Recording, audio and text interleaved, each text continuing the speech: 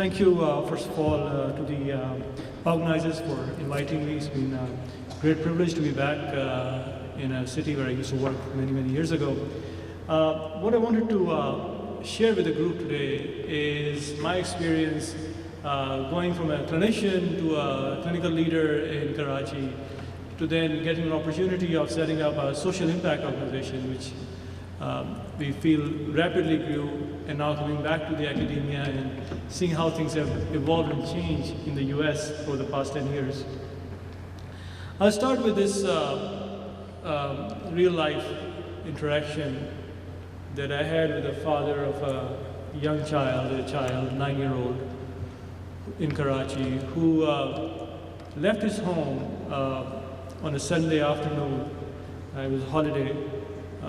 To bike outside his house, and while he was bicycling with his cousin, an unfortunate event happened. He was hit by a large truck, was on the floor on the road for several minutes, about 20 minutes, was taken to a first hospital, a close-by hospital, which was not ready to see the trauma patient that he was. About 45 minutes later, he was shifted to another hospital, which is about 2 miles down the road. It's a trauma center. He was intubated, a tube was passed on his airway. And during that time, the family got there and they took him to the hospital I used to work at. And I saw this child who had a tube in his throat, was paralyzed in another hospital, but unfortunately the tube was in the wrong place, and the child was being brought by the father, who was obviously very, very upset. And when I spoke to him that his child had been dead probably 45 minutes ago, an hour ago, he said, among other things, that for many years now he has not woken up without the first thing he sees is the face of his child. And he says there will never be a morning again. And many things, this is a story that's happening several times a day in many of these cities. In Karachi, this is a big place. It's the second largest city in the world. Thousands of doctors and physicians, nurses available all over the place. But things do go wrong. And what went wrong here? It's a child safety issue. We all talk about it. It's a care and decision at the scene. It's a transport to the wrong hospital. It's the next hospital, a poor quality of care. Who is taking these patients, sick patients, to these hospitals? And that's a story, that motivated a lot of us to do other things and see if you can come up with a system solution. We cannot just train people and expect things to change. There's a lot more complexity around it. So this is Karachi, 23 million people, 23 million people now. In 2011, there was a bomb blast every 4th day in the city of Karachi. And the system still worked. People were moving around. Another story, and that story led to a big change. A professor of medicine, a health secretary, was shot and was taken to a hospital, the largest trauma center, but they couldn't get into the emergency department in time. He was taken to another hospital, was seen by the top surgeons, was operated upon, woke up 3 days later, unable to move, neck down, and somebody missed a C-spine injury, and there was a big discussion. And several years later, the family of that physician came back and they said, we would like to fix the emergency healthcare and the larger healthcare system in the city of Karachi, and donated a large amount of money. And I became sort of part of it.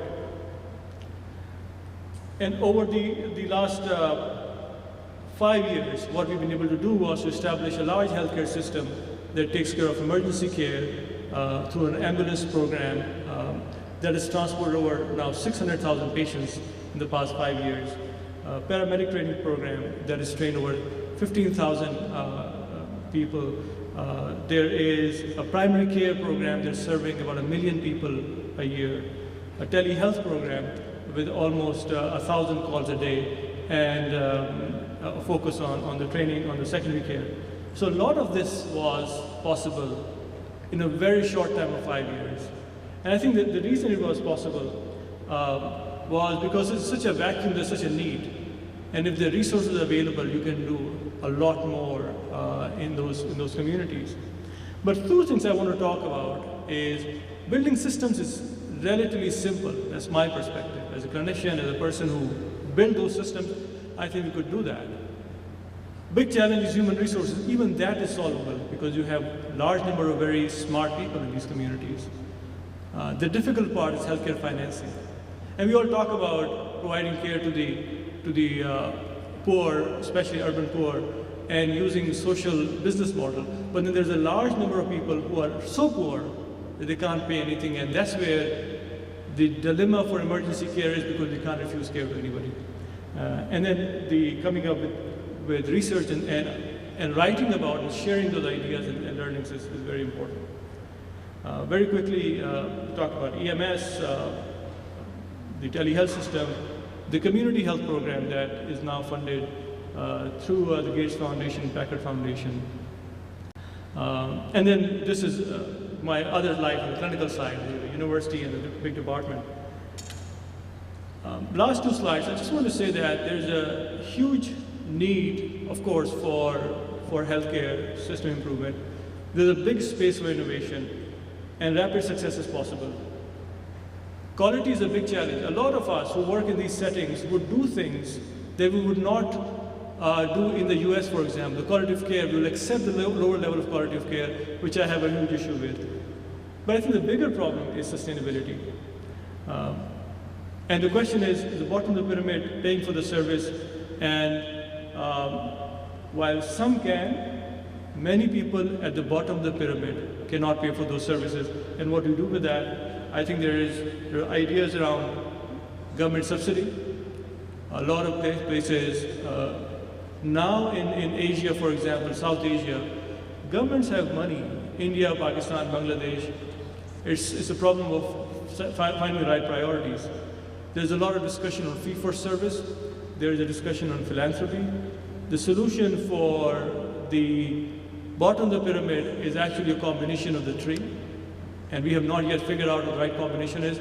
But I think for individual problems that we see, I feel we have to find a combination that will give uniform access to life-saving emergency care. Thank you so much. Let's stop here.